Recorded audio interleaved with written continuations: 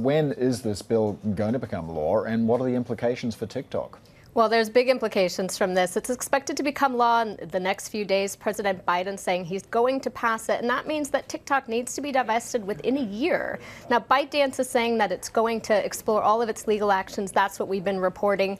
But this is really big for the U.S. potentially, Paul. So look at how many Americans use TikTok. There's tens of millions of people on it. This is a company that's been under the gun for a long time about how they use American data, how they store American data, and coming into elections in November, ByteDance is a Chinese company. It owns TikTok.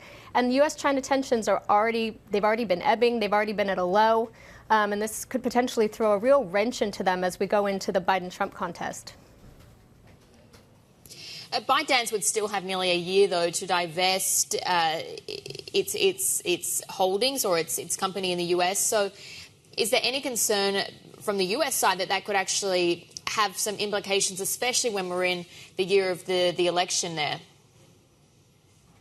Yeah, well, Annabelle, it gets complicated. And I mean, they've got a year to divest it, but they're going to take legal action.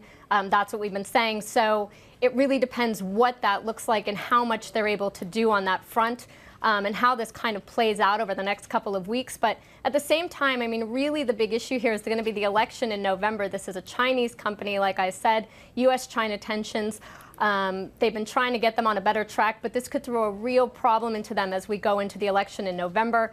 And at the same time, for a lot of Americans, you know, especially younger voters, they get a lot of their information from TikTok, and not just cooking videos or exercise videos, but it does impact potentially how they're going to vote and how they see politics. So TikTok has really taken a major voice in America, and if you eliminate that voice or change it in any way, we could see some real implications coming into the fall.